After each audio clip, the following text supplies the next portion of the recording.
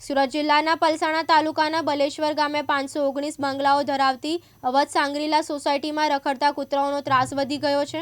સોસાયટીમાં રમતા બાળકો, સવારે મોર્નિંગ વોક નીકળતા વૃદ્ધો અને મહિલાઓની પાછળ દોડી કૂતરા કરડવાના કિસ્સાઓ વધતા બલેશ્વર ગામ પંચાયતને અનેક વખત મૌખિક રજૂઆતો કરવા છતાં કોઈ નક્કર પગલાં નહીં લેતા આજે રવિવારે બપોરે સોસાયટીની મહિલાઓ સહિતના લોકો મોટી સંખ્યામાં એકત્રિત થઈને કૂતરાના ત્રાસમાંથી મુક્તિ મેળવવા નક્કર પગલાં લેવા માટે મીટિંગ કરવામાં આવી હતી, જેમાં સર્વાનુમતે પલસાણા તાલુકા વિકાસ અધિકારી મામલતદારને આવેદનપત્ર આપવાનું નક્કી કરવામાં આવ્યું હતું અને જણાવ્યું હતું કે 15 દિવસમાં કૂતરાઓની ત્રાસથી મુક્તિ નહીં મળે તો આગામી દિવસોમાં મહિલાઓ બાળકો સાથે ઘરેણા ઉપર ઉતરવાની तैयारी કરી છે।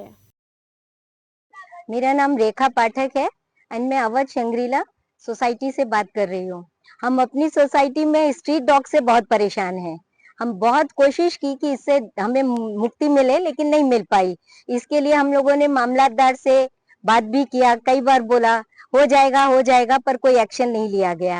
लेकिन हम अब इस बात पे तैयार हैं कि अगर हमारी सोसाइटी से कुत्तों को नहीं निकाला गया तो हम मामलतदार के ऑफिस में जाकर के सब लेडीज अनशन करेंगे और इसको निकालने की मांग करेंगे। धन्यवाद। मारू नाम जगदीशभाई मेयर छे, अवध सांगरीलानो રહેવાસી છું। અહીંયા જે લોકલ કૂતરાઓ આટા મારે છે, જે બહારથી આવીને એ અવારનવાર સોસાયટીની અંદર સોસાયટીના નાના નાના બાળકોની પાછળ કરડવા દોડે છે। સવારમાં વોકિંગ કરતા મહિલાઓની ઉપર પણ કરડવા દોડે છે। ક્યારેક કોઈ એવો ઘટના બની જશે અને કોઈને હડકવાના ઇન્જેક્શનો લગાવવા પડશે અથવા એના કારણે કોઈને મોટી ઇન્જરી થશે તો એના માટે કોણ જવાબદાર? અવારનવાર સરકારને રજૂઆત કરી પણ આના માટે કોઈ પણ જાતના એક્શન લેવામાં નથી આવ્યા। હવે અમારી ખાસ અને છેલ્લી રજૂઆત છે, જો આની અંદર એક્શન લેવામાં નહીં આવે તો મામલતદારશ્રી ગ્રામ પંચાયતમાં કે આગળ કલેક્ટરશ્રીમાં જઈને પણ અમે ધરણા કરશું અને આના માટે જે કાંઈ પગલાં લેવાના થશે, કદાચ કોર્ટમાં જવાનું થશે તો પણ અમે કોર્ટમાં જવા તૈયાર છીએ। જય હિન્દ, જય ભારત।